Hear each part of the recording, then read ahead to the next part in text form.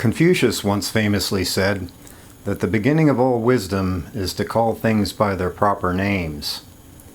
And I wanted to start this video with that quote from George Thorogood's song Gear Jammer because to me, it's a way of calling the real source of a lot of our world's problems by its proper name. In some of my past videos, I've described what I see as humanity's current struggle at this particular historical juncture, and it mostly has to do with moving from a relation to life that's governed largely by the dynamics of addiction to one that's based primarily on holistic experience and wisdom. However, in this video, I'd like to explore the underlying nature of the addictive side of our struggle in more detail. And in my view, it's mostly about being addicted to distraction. That is, a complete and debilitating dependency on anything, and I mean anything, that can pull us away from recognizing and accepting the reality of our lives, as well as the more encompassing reality of our world. Anyhow, with that teaser in mind, here's the usual roadmap of the material in this video. And as always, to enhance your viewing pleasure and general sense of edification, you can find this same roadmap in the description section of this video, along with links to the timestamps.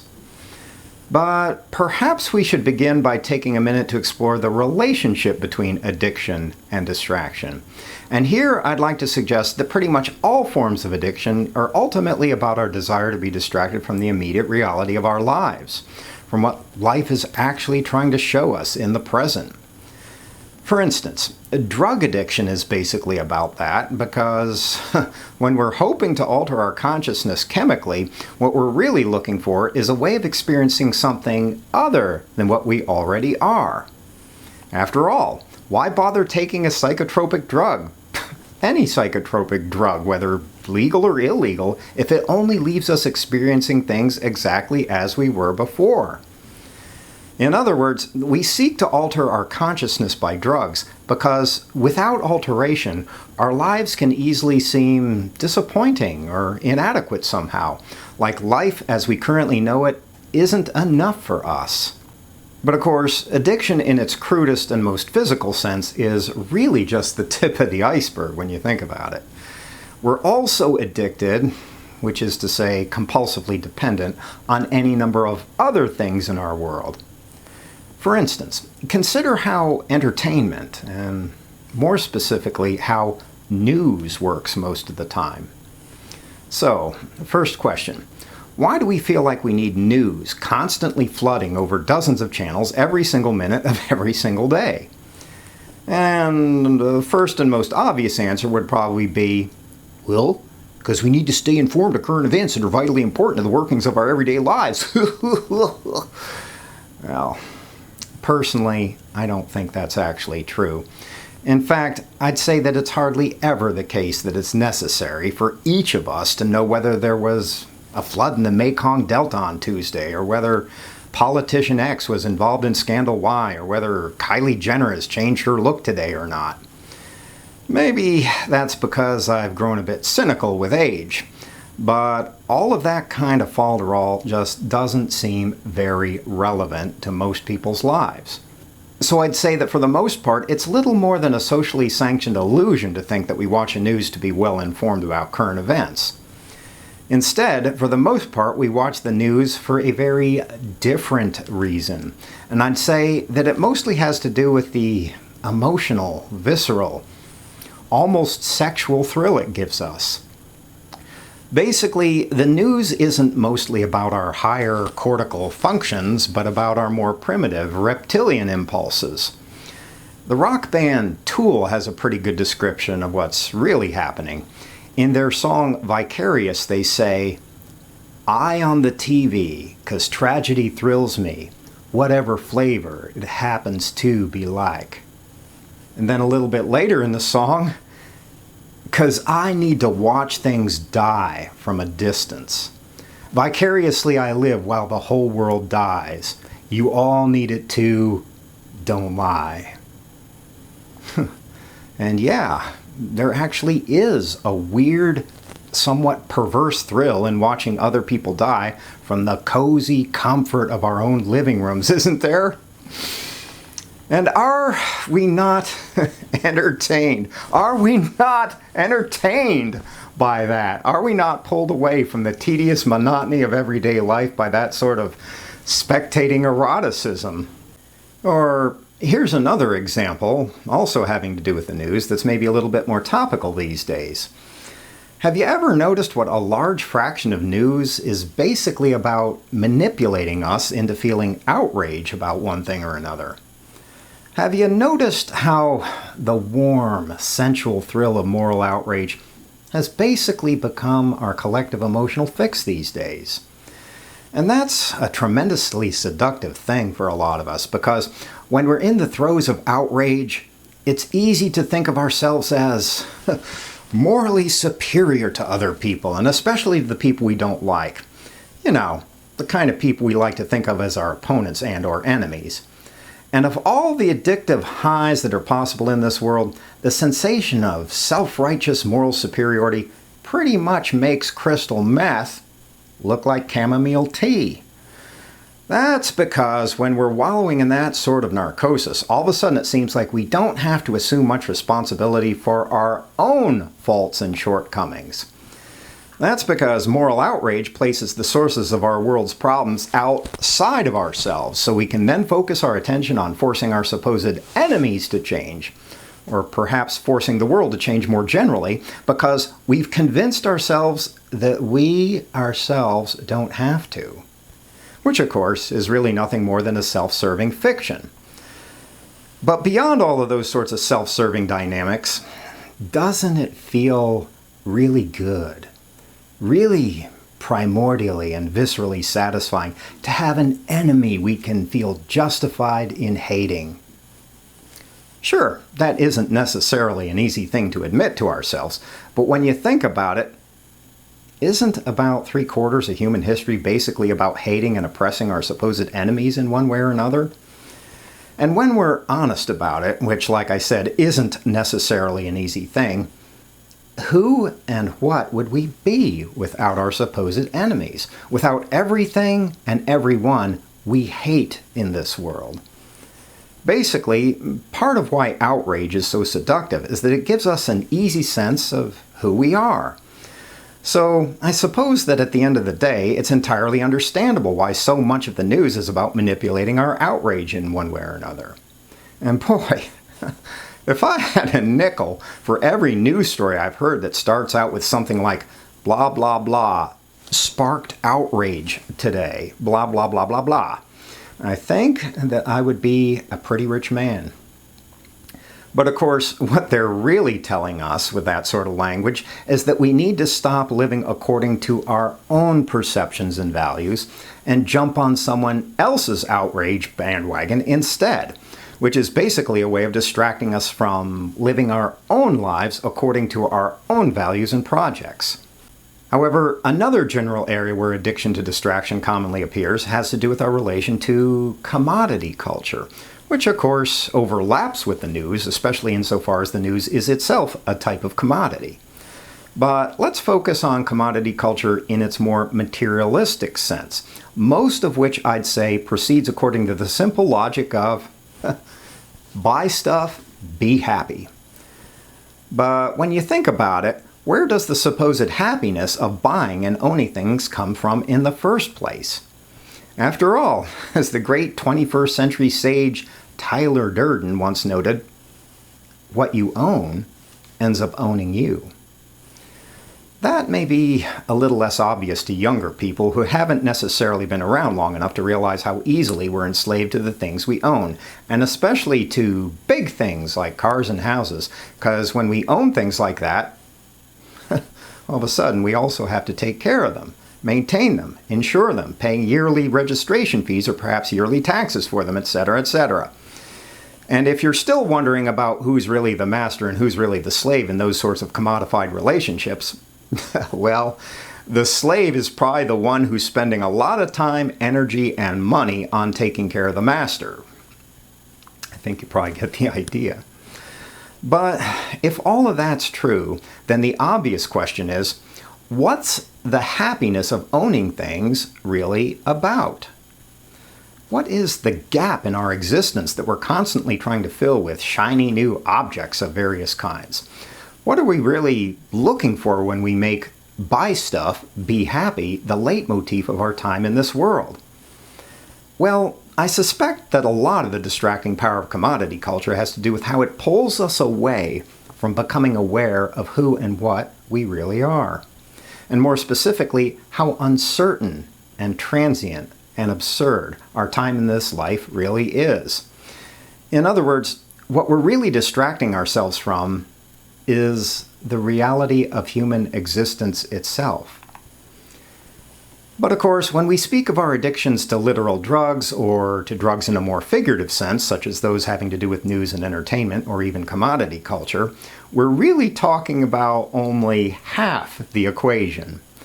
The other half has to do with addictive habits that play out much more internally, at the level of our subjectivity and our habitual states of consciousness.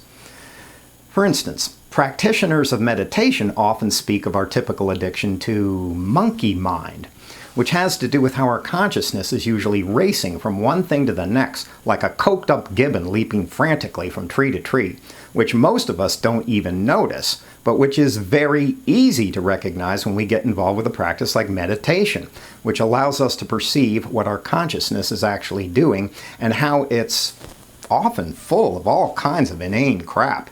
You know, all sorts of commercials, old TV shows, asinine factoids about what's going on with the Kardashians, Justin Bieber, Miley Cyrus, you know, the usual gallery of rogues.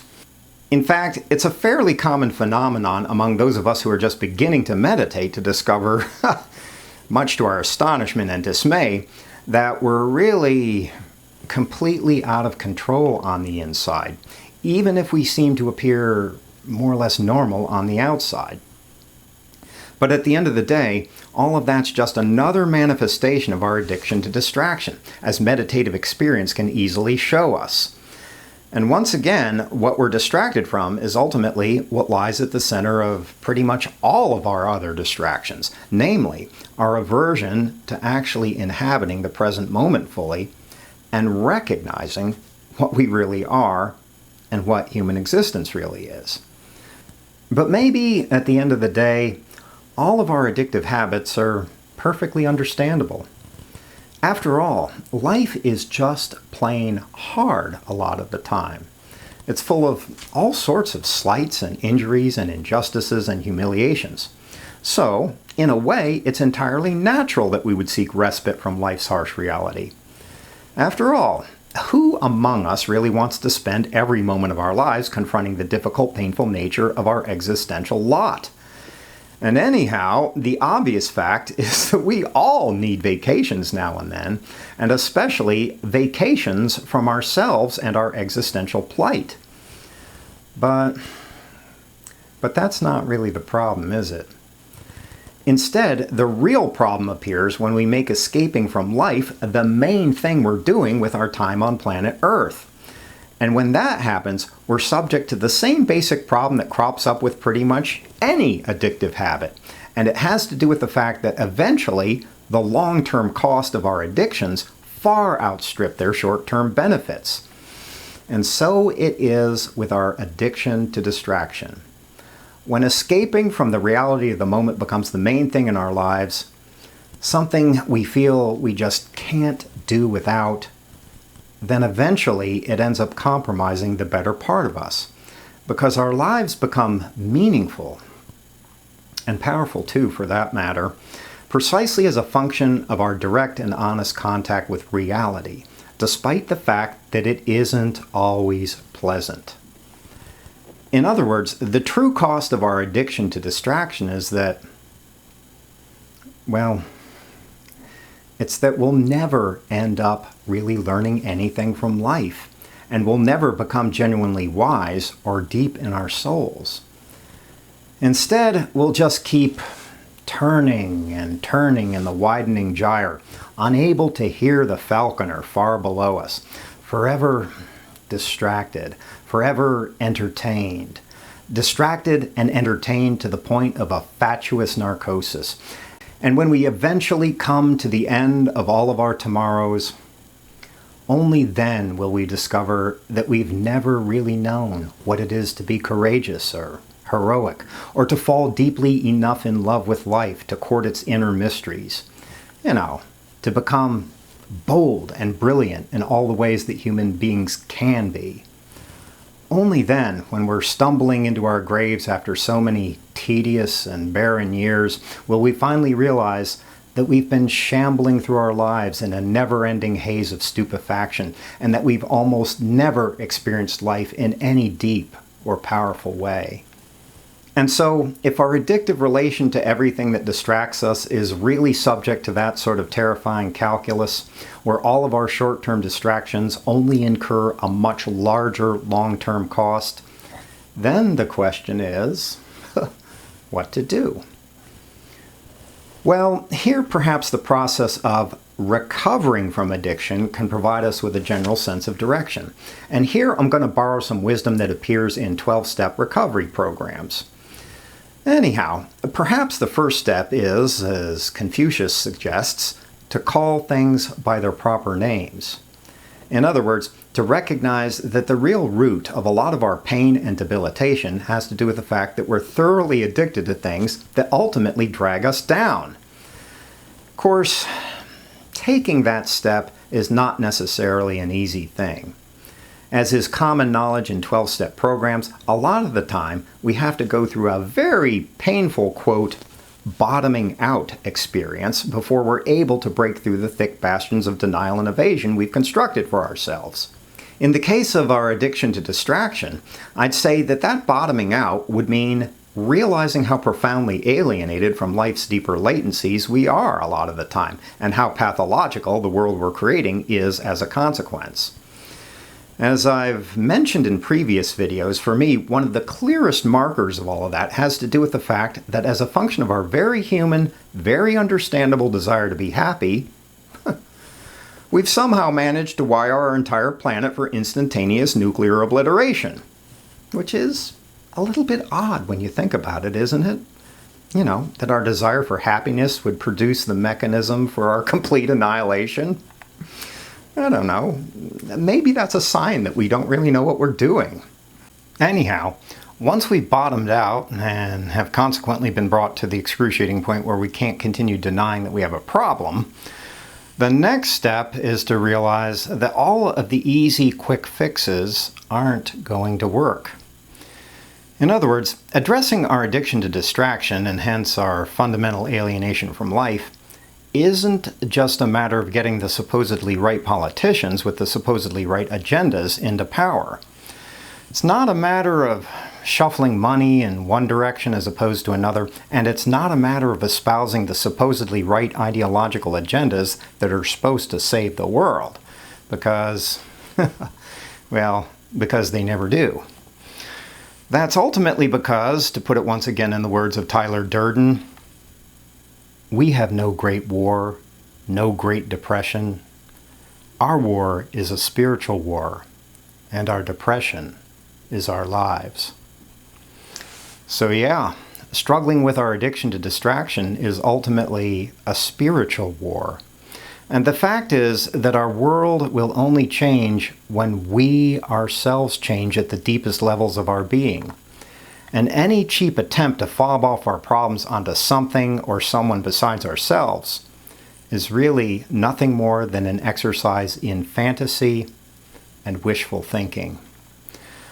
So once we've bottomed out enough to find a good reason to change the fundamental direction of our lives, and we've managed to get past the wall of denials, excuses, and evasions we predictably generate for ourselves when we're engaging in addictive behavior, and we've realized that things will change only when we ourselves change, then what? Well, at that point, I'd say that the challenge is to learn to inhabit the moments of our lives as fully and as honestly as we can. To take one day at a time, as they say in 12-step programs. And I'd add that it's important to develop a helping relationship with ourselves along the way, which is actually quite a bit harder than it seems at first. But perhaps more than anything else, recovering from the addiction to distraction has to do with learning the art of acceptance. To accept what we ourselves are and what our world is.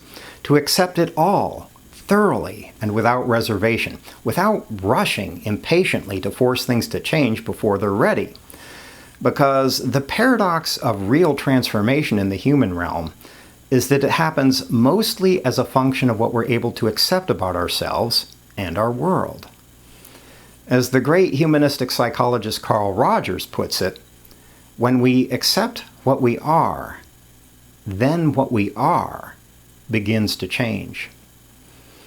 And so, in my view, the essential challenge we're currently facing as we move from a paradigm of addiction to one of wisdom is the challenge of learning to accept both what we are as well as what life is actually trying to show us.